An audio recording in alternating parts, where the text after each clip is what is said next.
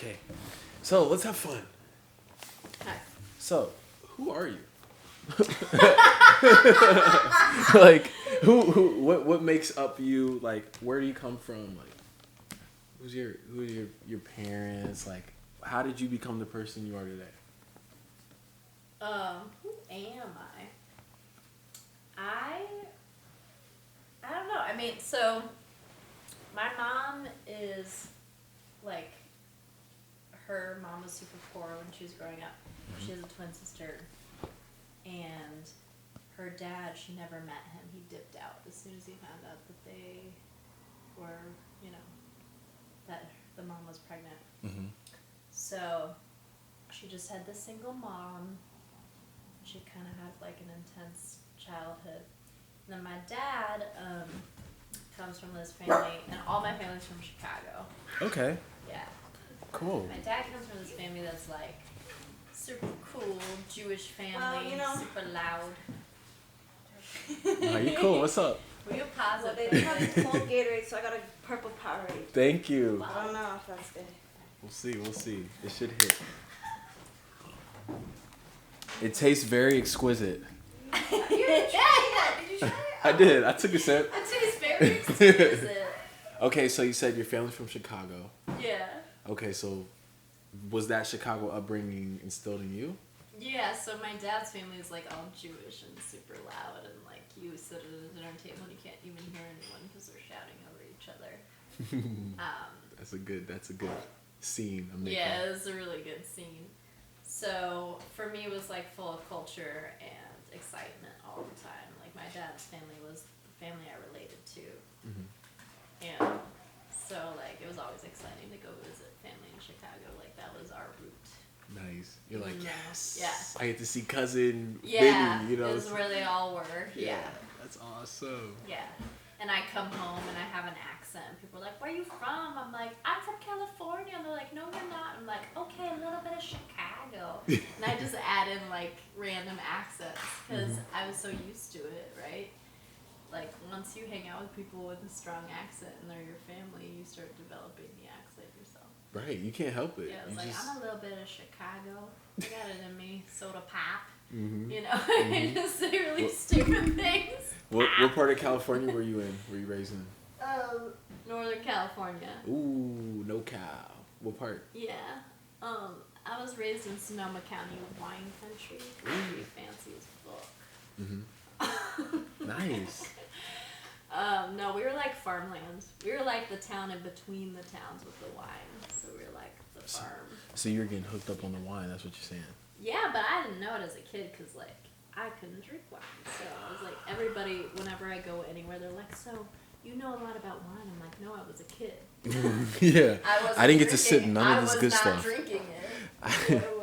I wasn't sitting around drinking wine at the age of 6. Yeah, nah, not yet. I know I was getting some sips of some Heineken when I was a little one, but yeah, I remember we had Passover. Speaking of being Jewish, yeah. What is a Passover? Yeah, so Passover is you're celebrating one of the many freedom experiences of the Jews, right? So Passover is a celebration of the Jews escaping Egypt. Okay. And they were enslaved there, right? And so they were escaping the Pharaoh. And they all fled out of Egypt and they parted the Red Sea, and there's this whole thing of how they got out, right? And so Passover is this huge thing. Every time you celebrate it, you tell the whole story from start to finish, and it's like 5 or 6 hours. Oh, wow. Right? So all of us kids, we've heard the story a million times because we did it every year. So we'd be sitting there just like eating bread and like trying to eat, but we're not supposed to. So we're just sitting there like fucking like scrounging on crackers. And my dad would just slip me little tiny sips of wine throughout the ceremony because he knew we were super bored. And I was like 12, 14, Yeah. It was like, you were ready. You were ready. I was enough of an age. So then after he started doing that, we started fucking like filling up on wine as kids, and we would hold it under the table and be like, throughout the ceremony, and then by the middle of it would be like a little bit tipsy. Right. Yeah. Nice. We thought it was funny. Are you still practicing the faith? I mean, my family doesn't really. A lot of us don't even really believe in God. It's more about tradition. Mm. So, like, because in Judaism, like, so many years of oppression happened. Mm-hmm. It's more about sticking together, right? Mm. So the tradition is really important because it's what brings everybody together. Right. So whether or not you believe in God, it's more just, for me, a cultural thing where we've survived throughout so many years of oppression, so many diasporas where we were split into different spaces throughout the world, right? Similar to a lot of other cultures. But we know some of our story, which is really significant, right, for a culture that's been so separated over time. And that's so powerful too, because you guys are constantly repeating the same stories over and over again, and that's instilling a sense of pride too, because that's what you guys went through, and you kind of can attach yourself to that situation in a powerful way, in a self-empowering way, rather than just latching onto the trauma of it, you know? I know, it's crazy. So like, as far as life is concerned, how do you yeah, how do you feel? This is supposed to be the casual. Yeah, this is the cool. Oh, I don't want to. This is the cool Oh, info. like, come sit down. No, you're cool. Okay, let me grab my grinder and my green tea. Yeah, we're here. We got some time. Yeah. So how do you feel about the afterlife? The afterlife. Yeah. Well, I like to believe not at all related to Judaism, because I think in Jewish culture, from what I've heard, or religiously, like, you're gone. When you die, you're gone. Mm-hmm. There's not really an afterlife, or there's no heaven in Judaism. So it's just a Yeah. blackness. You just, like, your soul goes to peace, essentially, which is, I think, the way it should be. But I like the concept that, like, souls kind of keep floating around. You know how, like, you're kind of sitting there sometimes, and if you have somebody that you lost, you feel their presence even though they're not there. Right. I really believe in the physical energy. I don't think that their mind or I don't think it's all connected. I just think, like, there's movement, right? There's actual, like, physics. Yeah. Our energy doesn't just disappear, right? There's just, like, energy stored up in us scientifically. It's just, like, momentum. So, like, that momentum has to go somewhere when you die. A physical movement. So, like, even if it's just, like a rush of air. Right. I feel like that still lives in the world. Yeah, I agree. I think fundamentally, from a fundamental standpoint, we're on the same page, because I feel the same way. I don't think anything can just fully dissipate. No. Because where would it go? And it's then, just like batteries, right? Or like the concept or of water. Yes. Yeah. It doesn't fully disappear. It never goes away. No, it never goes away. It goes to our bladder, and then it goes to the sewer system. And it evaporates, and then and then it goes back down into water again, and it goes up into the air and back down to water. That's what I'm saying. Yeah, so like there's reincarnation. movement. Yeah. Wow. I never thought about water in the sense of ourselves. Yeah. And we're 70% water. Like, if you want to think about it from, and like, we don't go away. Yeah. Our bodies go where movement doesn't. We don't. It's just a movement that's a part of us, that was once a part of us. Yeah. And like that movement isn't thinking, oh, I really miss Cordelia right now, or I really miss Juan. I'm gonna go like, Juan. Yeah. I'm gonna go be like, here's a kiss, Juan. But like, it's just floating in there. Exactly. There's energy floating through the world. It is. It is. Yeah, it's interesting, the world we live in, and it's interesting conceptualizing the entire universe and our little portion of it and our addition to it. It's like, damn, what do we mean to this world? And how do I maintain a positive mindset or outlook when I feel like I'm so minuscule? Well, how do you maintain a positive outlook? Yeah, good question. I like that. So for me personally, I look at it from a position of my impact is isn't as important as sometimes I like to think it is. And so with that, I come to a realization that, okay, I just need to live how I live and not really be in my head and overanalyze myself, because all I have is what I have. And so sometimes I get caught in the moment of just like thinking, man, maybe I'm not good enough for this position, when I should just shoot for the position, because who cares if I'm not good enough? The point is that I attempted it. And if I get it, then clearly I was good enough. And if I don't get it, then whatever, I wasn't good enough, I kind of look at it from just a better understanding for me. That helps me. How is it that you maintain positivity?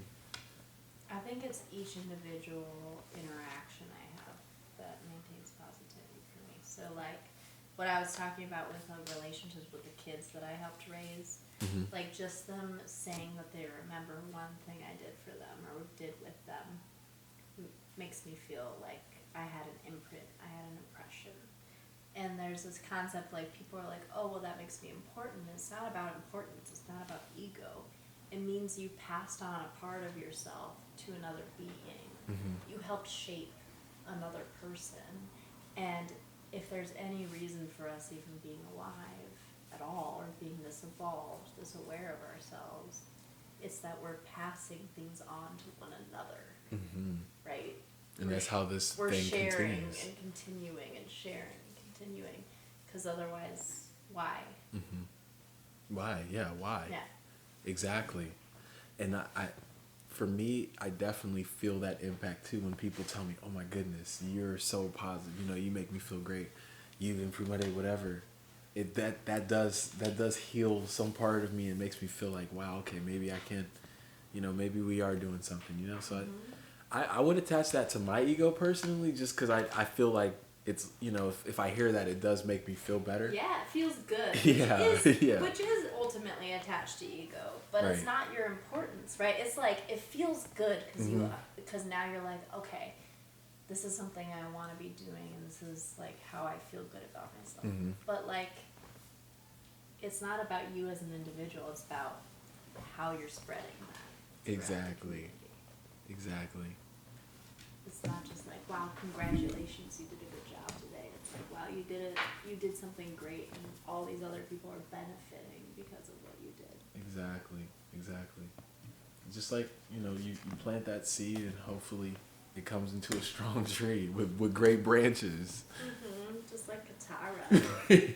She's got so many branches, she doesn't know what to do with all of them. Ambitious. So ambitious. Talk about somebody that has a lot of seeds.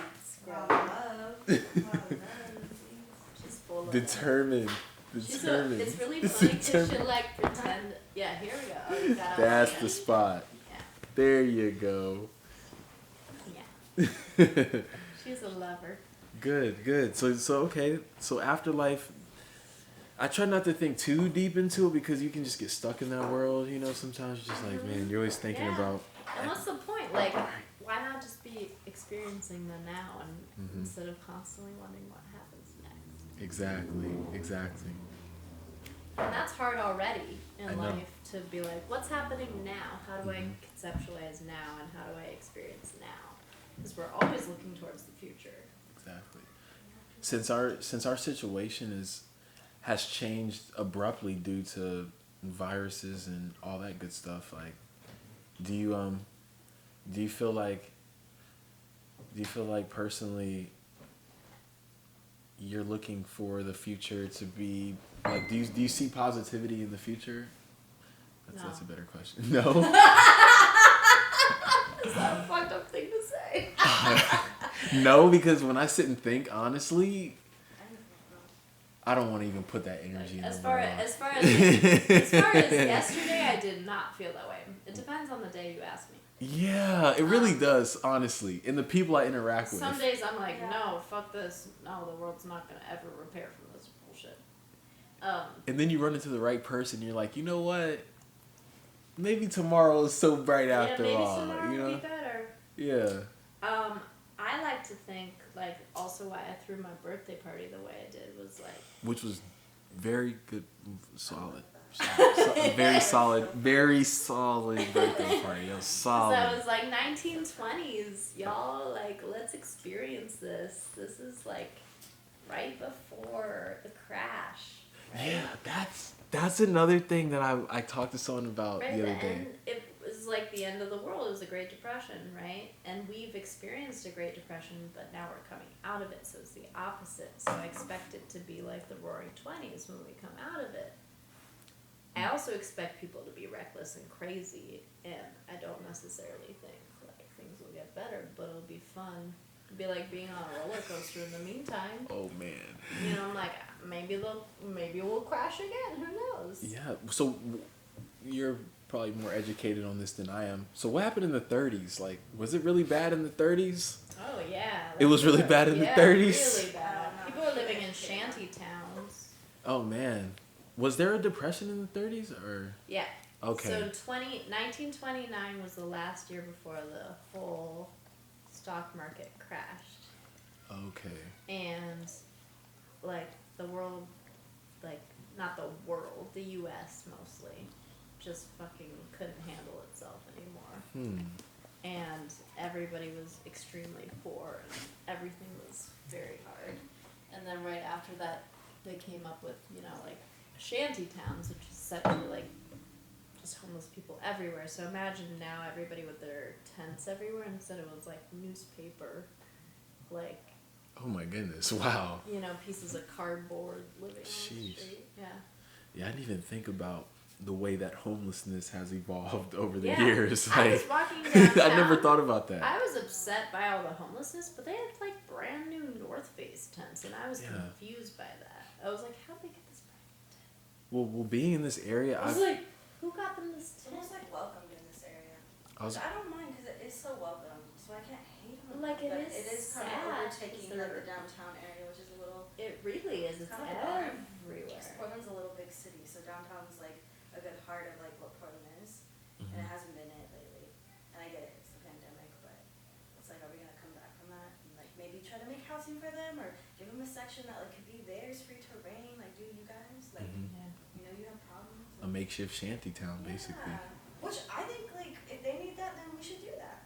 Yeah, I seen a spot in Washington that I really like to go to. They had an entire parking lot that was designated for homeless people. So I would give them the space Yeah. for it. they had the honestly, space. Yeah, it was a so complete that they're not community. having to take over streets that Right. people don't want them on. Like, just give them the space. I mean, safety as well. You know, like there's some people who may subject themselves to the streets and not be equipped to defend themselves when harm arises. So maybe being in a community that kind of gets filtered a little bit.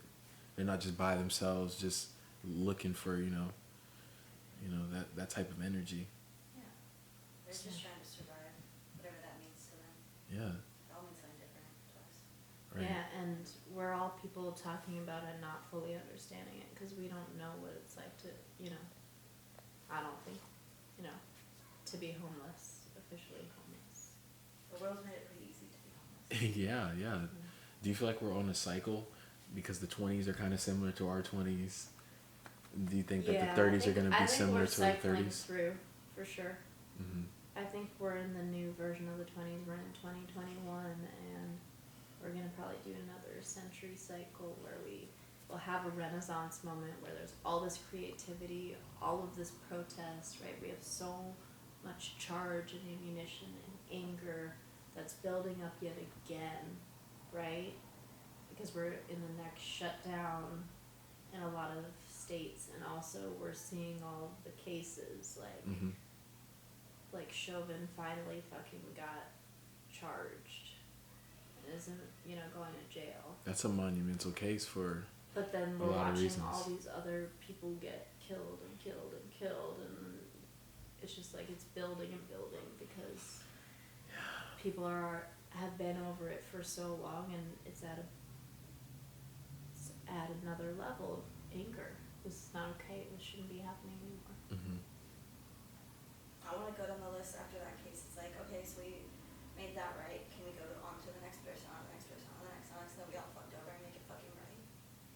Because how hard is it to do that? That's so If we're gonna do tough. it now and publicize it and make it such a Yeah, why are we choosing just this one? Yeah. We can't choose one and not the other. Yes, I know. We can't make one a poster child. We have to make them all equally important. Mm-hmm.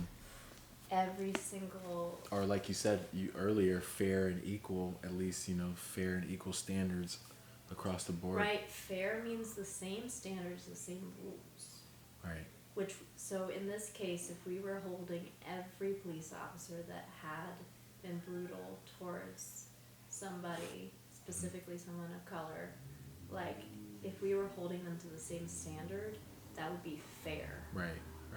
I agree. Are they all getting the same punishment as Chauvin? No, because we're not always equal, but we can always try to be fair. Right. That should be the goal. Same standards. We pretend like we follow the same standards for everything, but we need to actually do that for once. Do you believe in love? Fuck yeah. Yeah. I believe in love on a crazy extreme level. I think love has built up my life, but also like consumed my life, where I think every interaction with somebody that's really beautiful is love. Mm-hmm. And it kind of gets into this blissful state where people call me like this crazy dreamer kid and in this like spaced out world where I'm not really in reality, and I'm okay with that because it's a beautiful place to be. I live in It's that. a good place to be. Yeah, I'm a daydreamer. Yeah. I daydream a lot. I'm like, okay. I constantly.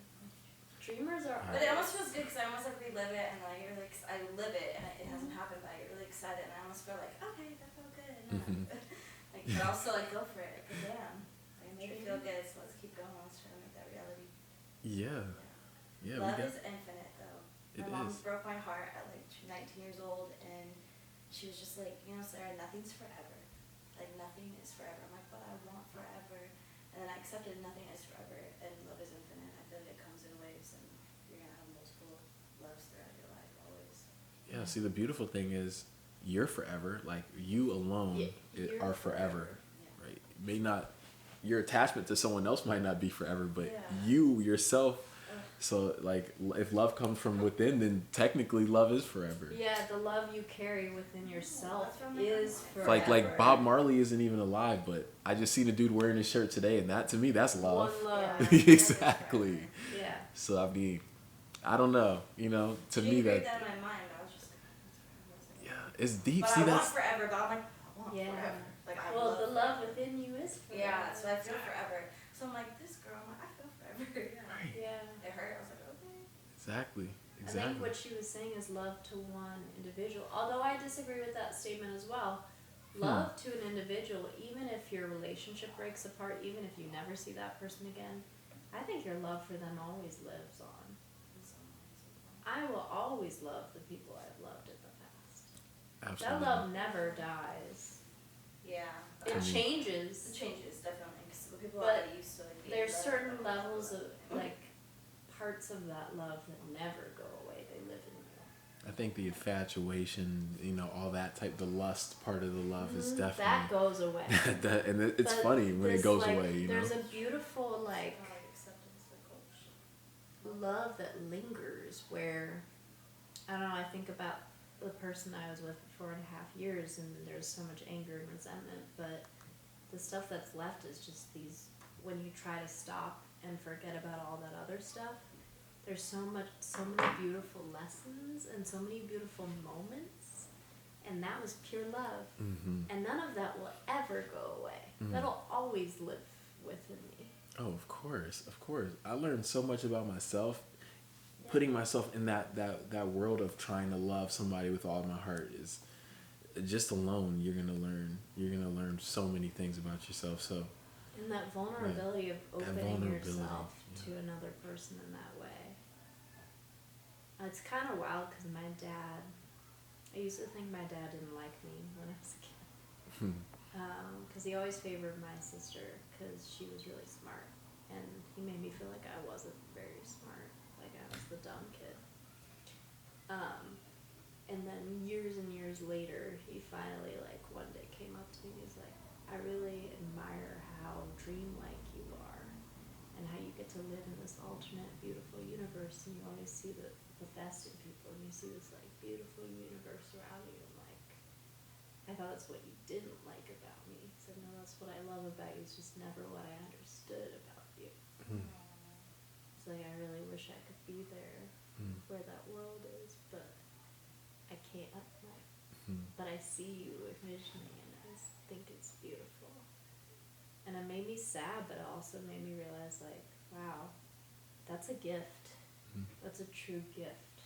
And you don't choose that gift, it's just thrust upon you. You're born with it, like it's in you. It's in your body. It's in your person. I feel that. I feel that on like such a spiritual level. No one teaches you that. Yeah, because even my mom, she'll be like, "Where did you get this from?" Like, well, I didn't like. It wasn't taught to you. Yeah. It's just something that's there. It's like heaven sent, you know?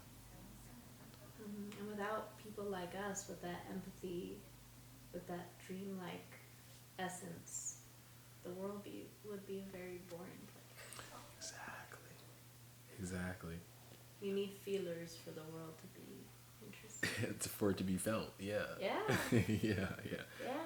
How much of people's actions do you attribute to projections? Projections?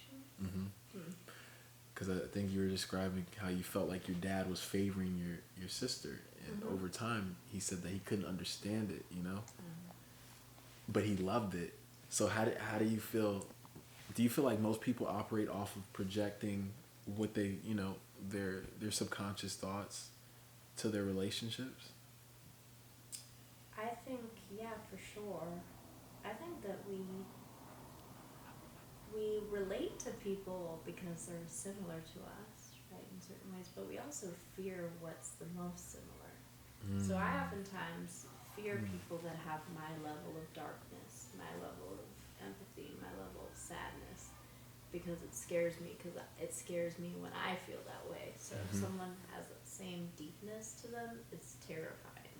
So it's like from a place of You don't trust how they're gonna react to those same feelings. Will I trust them? I get them on a deeper level than anyone else will, but doesn't, like, I get scared of it because I know I could go there with them.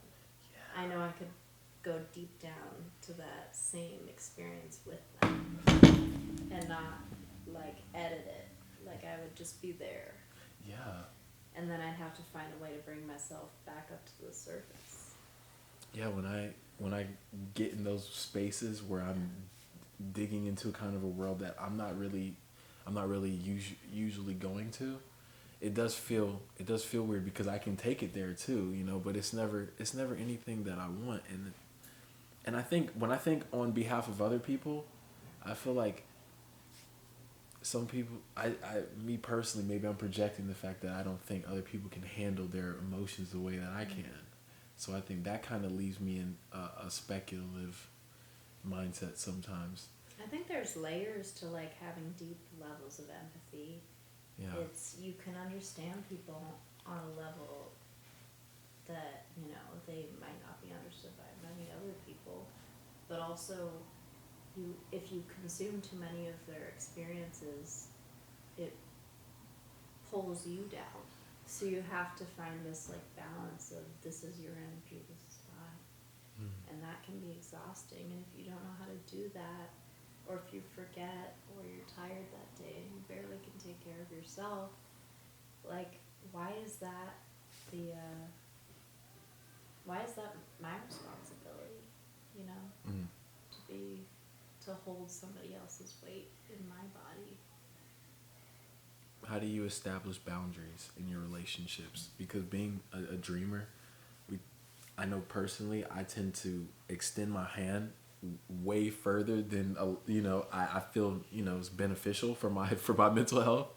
So my question is to you: how do you keep a boundary so that you can be healthy mentally and still be loving and caring as you would like? Well, I cry a lot. That's one of the main things I do. Okay. I hold space for only certain people. So I hold space for honest, kind, beautiful people like Sarah. Oh my god. I think Cordelia's saying I feel the same way. people that can give And I it, cry a lot.